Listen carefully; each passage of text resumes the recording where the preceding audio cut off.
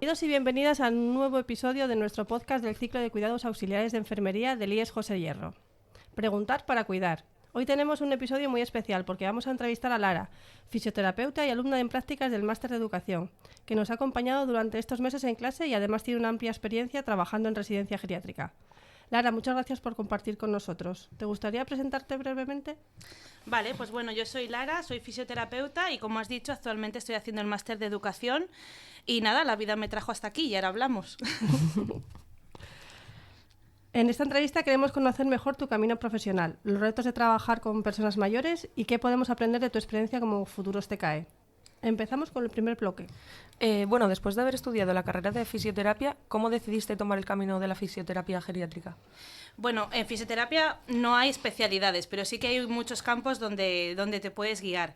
Empecé por casualidad. Yo quería estudiar fisioterapia para ir por la rama de discapacidad, pero probé y la verdad que no me llenó como yo pensaba. Y una compañera de clase dice, bueno, pues tú cómo eres, ¿por qué no pruebas en geriatría? Y las últimas prácticas que hice, lo hice allí y me encantó.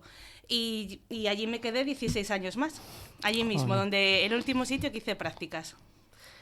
Bueno, y para quedarte 16 años allí, ¿cuáles son los principales motivos que tenías para trabajar con personas mayores? Bueno, la verdad que la gente mayor en general me gusta mucho escuchar sus experiencias, sus vivencias y me costaba poco estar allí, la verdad. Y luego sí que el mayor reto era engancharles al principio, porque no son gente que se haya cuidado, siempre eran cuidadores, si era el hombre tenía que trabajar para alimentar, porque claro, estamos hablando de épocas muy diferentes a las nuestras. Las mujeres, por ejemplo, no se cuidaban a ellas, cuidaban la casa, la huerta, sus hijos. Entonces, engancharles al principio era complicado, pero la verdad que cuando empezaban a venir porque querían y no porque les tocaba, era muy gratificante. ¿Se lo pasaban bien contigo? Sí, muy bien. Y yo con ellos. ¿Y las sesiones las organizabas de forma individual o grupal? A ver, principalmente, para mí el objetivo principal que tenía la geriatría era el mantenimiento de las capacidades. Si podían hacer una cosa, pues que si podían andar, que siguiesen caminando, si podían vestirse, que se siguieran vistiendo y así. Sí que a veces habría sesiones puntuales, por ejemplo, si se rompían una cadera, pues eso ya tenía que ser más individual. Pero generalmente organizaba las sesiones en grupo, porque hacía gimnasia general, recuperaban movilidad, la mantenían y luego sociabilizar es muy importante. La verdad que no faltaba nadie, o sea, estaban esperando la gimnasia como agua de mayo, como se suele decir. Les gustaba mucho, pero también porque se creaba un ambiente muy bueno. Claro. Para ellos era como una quedada, para mí era movimiento y bienestar para ellos. Un disfrute. Un disfrute, sí, la verdad que sí. ¿Qué diferencia hay entre tratar a un paciente joven y a un paciente geriátrico? Bueno, pues la diferencia principal, y me voy a ir a fisioterapia en el deporte, la gente joven, aquí tenéis algún compañero, que la gente joven se quiere recuperar ayer.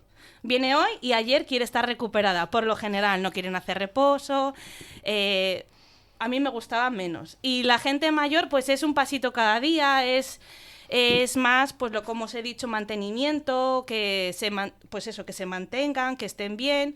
No tienen tanta prisa por todo, simplemente es guiarse en la vida.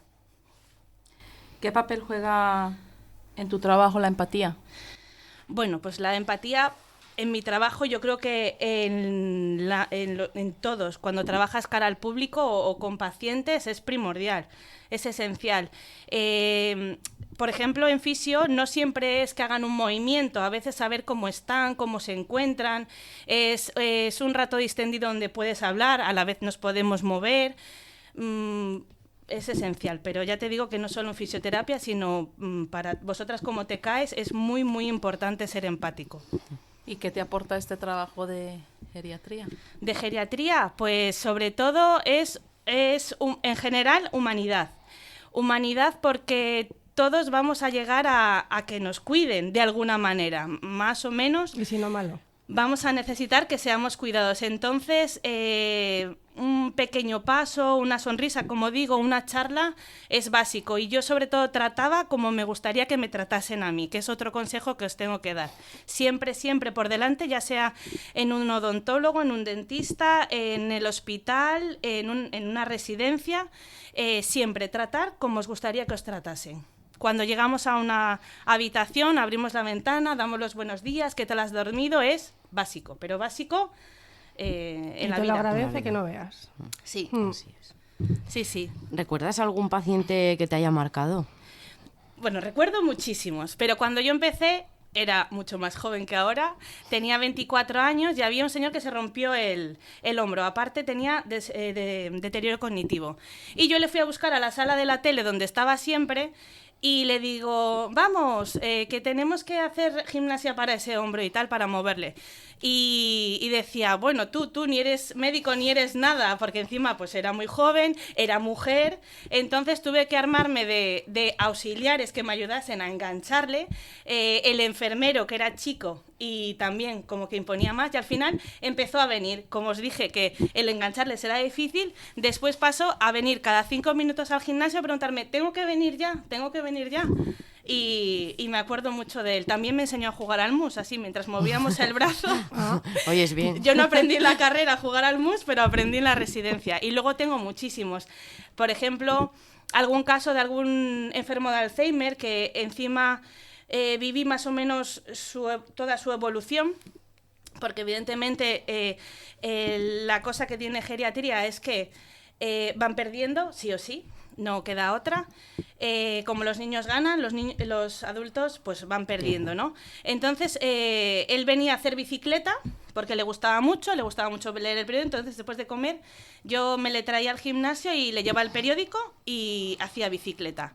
Después pasó a que la bicicleta él caminaba, pero no era capaz de saber cómo se utilizaba, entonces leíamos el periódico.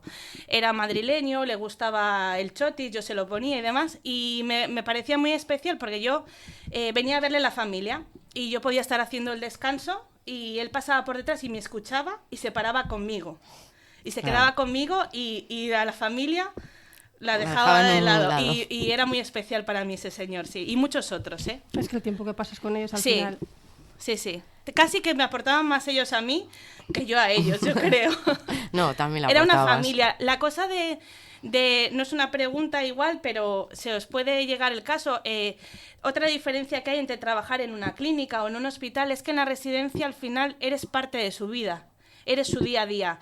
Estén contigo o no, estén en otra planta, por ejemplo, como auxiliares o no, tú eres su buenos días. Les importa mucho que les hablen. No puedes pasar por su lado sin decir nada. De hecho, cuando se hacían planes de atenciones para ver la visión global que tenían los residentes, los que estaban mejor, que te expresaban todo lo que querían, era a veces pasas y no me das los buenos días. Igual se lo has dicho 20 veces, pero para ellos era importante, son tu familia, o eres su familia. Si 50 veces pasas alrededor de ellos, Sí, tienes que yo siempre. pararte. Sí. ¿Qué importancia le das a la familia en el proceso de recuperación?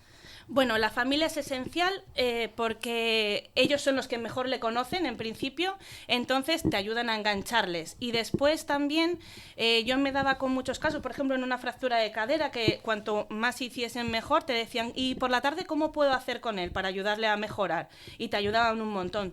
Para ellos también que su familiar esté en una residencia es difícil, entonces con ellos también juegas un papel muy importante a nivel emocional. Claro. A mí me gustaba mucho implicarles, porque además les da esa sensación de que siguen ahí.